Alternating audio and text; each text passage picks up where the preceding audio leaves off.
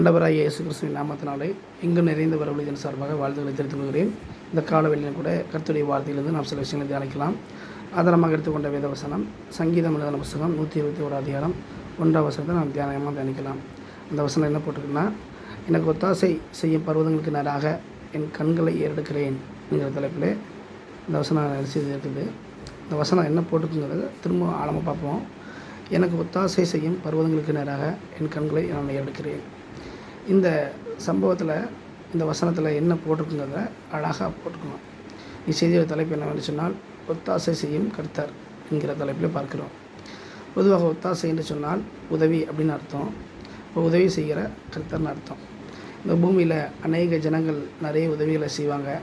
படிக்கிறதுக்கு உதவி பண்ணலாம், அல்லது வாழ்க்கையை நடத்துவதற்கு தேவையான உதவி செய்யலாம், வேலையை ஏற்பாடு பண்ணி உதவி பண்ணலாம், அல்லது பார்த்திங்க அப்படின்னா சின்ன சின்ன உதவிகளை இயன்ற மட்டும் செஞ்சு நிறைய காரியங்களை பண்ணலாம். ட்ரெஸ்ஸை கொடுத்து பண்ணலாம், அல்லது சாப்பாடு காரியங்களை கொடுத்து பண்ணலாம். பல விதங்களில் மனிதர்கள் மற்றவங்களுக்கு உதவி பண்ணலாம். ஆனாலும் அந்த உதவி அனைத்தும் ஒரு மனுஷனுக்கு பண்ணுறதா போயிடும். ஆனால் இங்கே நம்ம பார்க்குற வசனத்தில் பார்க்கும்போது ஒத்தாசை செய்யும் கர்த்தர்னு சொல்லி பார்க்கும்போது இது தேவன் மனிதனுக்கு செய்யக்கூடிய ஒரு ஒத்தாசை. இந்த ஒத்தாசைக்கும் பூமியில் மற்ற மனுஷங்களுக்கு செய்கிற ஒத்தாசைக்கும் வித்தியாசம் உண்டு.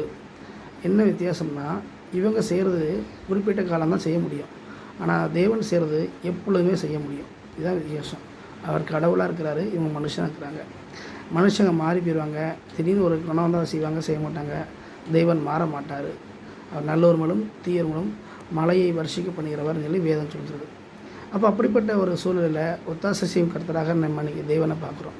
அந்த தேவன் யாருக்கு ஒத்தாசை செய்தார்னு பார்க்கும்போது 2 நாளாகமம் 14ஆம் அதிகாரத்தில் ஆசாங்கிற ஒரு ராஜாவோட வாழ்க்கையில் அவர் ஒத்தாசையாக இருந்தார். அந்த ஆசா அப்படிங்கிற ராஜா தெய்வ சமூகத்தில் பயந்து தேவனுக்கு பிரியமில்லாத அனைத்து காரியங்களையும் அகற்றி போட்டான். அது மாத்திரமல்ல, அவன் என்ன செய்தானா, ஆண்டவருடைய சமூகத்தை தேடுகிறவனாகவும் தேவன் நோக்கி கூப்பிடுகிறவனாகவும் இருந்தான்.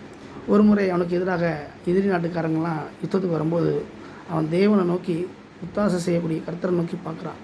பலம் உள்ளவனுக்காகிலும் பலன் அற்றவனுக்காகிலும் உதவி செய்கிறது உமக்கு லேசான காரியம் அப்படின்னு சொல்லி தேவனுடைய உதவியை நாடினவனாக அவன் நினைச்சான். ஜெபத்தில் கூப்பிட்றான்.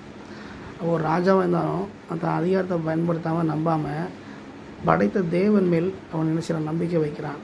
பலம் உள்ளவனுக்காகிலும் பலன் அற்றவனுக்காகிலும் உதவி செய்வது உமக்கு லேசான காரியம் சொல்லி அவன் தேவன் மேல் நம்பிக்கையாக இருக்கிறான். அப்போ அவன் நம்பிக்கையை தேவன் பார்த்து அவனுக்கு உதவியாக தேவன் இறங்கி அவனுக்கு என்ன செய்கிறாரு, வெற்றியை கொடுக்குறாரு. அப்போது இதுலேருந்து நமக்கு என்ன காரியம்னா, எவ்வளோ தான் அதிகாரம் இருந்தாலும், எவ்வளோ தான் பலம் இருந்தாலும், எவ்வளோ தான் படைகள் இருந்தாலும் கூட அந்த ராஜா தன்னுடைய இதுவே நம்பலை, அவன் ஆண்டவரை நம்பினான். அதே போல் நாம் இன்றைக்கி நிறைய திறமைகள் இருக்கலாம், நிறைய படிப்பு இருக்கலாம், நிறைய வசதி இருக்கலாம். ஆனால் ஒரு பிரச்சனை, ஒரு போராட்டம் வரும்போது நம்ம யாரை நம்புகிறோம், இல்லை எதை நம்பிட்டு இருக்கிறோம், மனுஷங்களையா இல்லை ஆண்டவரையா இல்லை நம்ம சுயபலத்தையாங்கிறத இதிலேருந்து புரிஞ்சுக்கணும். எனவே இந்த செய்தியை கேட்டுக்கொண்டிருக்கிற ஒவ்வொரு தேவ ஜனங்களும் தேவ பிள்ளைகளும் தெரிந்து கொள்ளக்கூடிய விஷயம் என்னவென்று சொன்னால், நம் வாழ்க்கையில் வருகிற எல்லா போராட்டங்களுக்கும் எல்லா பிரச்சனைகளுக்கும் முடிவு ஆண்டவர் தான். அப்போ அப்படிப்பட்ட ஒரு சூழலில் இருக்கக்கூடிய நாம் எந்த ஒரு பிரச்சனை வந்தாலும் சூழல் வந்தாலும் ஒத்தாசை செய்கிறது கர்த்தர் தாங்கிறத புரிஞ்சு கொண்டு கர்த்தரை நோக்கி தான் பார்க்கணும். இந்த சங்கீதத்தில் அழகாக பார்க்குறோம், எனக்கு ஒத்தாசை செய்யும் பர்வதங்களுக்கு நேராக என் கண்களை எடுக்கிறேன்றது. அப்போ ஒத்தாசை, நிரந்தரமான ஒத்தாசை, நிரந்தரமான உதவி கர்த்தர்கிட்ட தான் வரும். அப்போ அப்படிப்பட்ட தேவன் நம் வாழ்க்கையில் நிரந்தரமான உதவி செய்ய ரெடியாக இருக்கார். ஆசாவுக்கு செஞ்சார், நமக்கு செய்ய ரெடியாக இருக்கார். எனவே நம்ம பார்க்குறது வேலையாக இருக்கலாம், படிப்பாக இருக்கலாம், ஊழியமாக கூட இருக்கலாம். எதுவாக இருந்தாலும் நம்முடைய ஒத்தாசை தேவனை நோக்கினதாக மாத்திரம்தான் இருக்க வேண்டும். ஆகவே இந்த செய்தி கேட்டுக்கொள்கிற ஒவ்வொரு தெய்வ பிள்ளைகளும் ஒவ்வொரு ஊழியக்காரர்களும் வாலிப சகோதரிகளும் தெரிந்து கொள்ளக்கூடிய விஷயம் என்னென்னு சொன்னால், நம் வாழ்க்கையிலே பல இன்னல்கள், போராட்டங்கள், வேதனைகள் வரலாம். அப்படிப்பட்ட ஒரு சூழல் வந்தாலும் ஒத்தாசை செய்யக்கூடியது கர்த்தருங்கிறதை புரிந்து கொண்டு அந்த கர்த்தரை நோக்கி நாம் கூப்பிடும்போது அவர் நமக்கு இறங்கி உதவி செய்ய வல்லவராக இருக்கிறார்.